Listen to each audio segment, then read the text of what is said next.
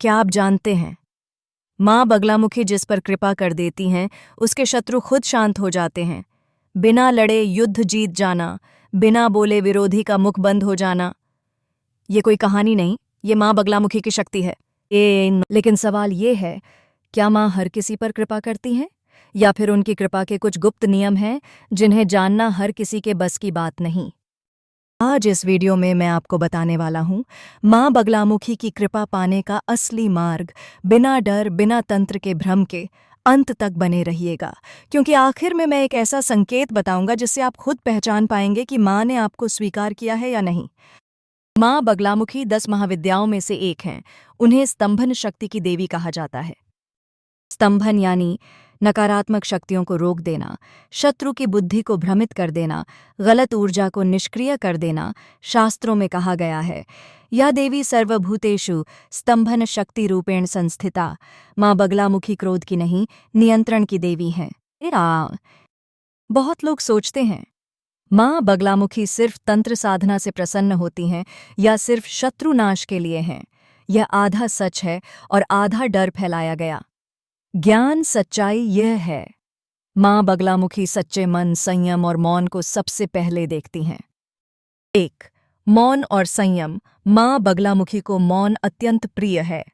अगर आप बहुत ज्यादा बोलते हैं, हर बात पर प्रतिक्रिया देते हैं, क्रोध में निर्णय लेते हैं, तो माँ की ऊर्जा आप तक नहीं पहुंचती। माँ की साधना का पहला चरण है अनावश्यक बोलना बंद करना। माँ बगलामुखी पीतांबरा हैं।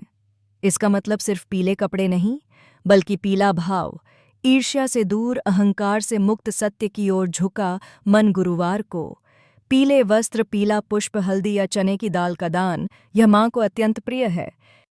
यह बहुत गहरी बात है, ध्यान से सुनिए। माँ बगलामुखी बाहरी शत्रु से पहले अंदर के शत्रु को शांत करती हैं। जैसे डर, वासना, क्रोध, अस्थिर मन।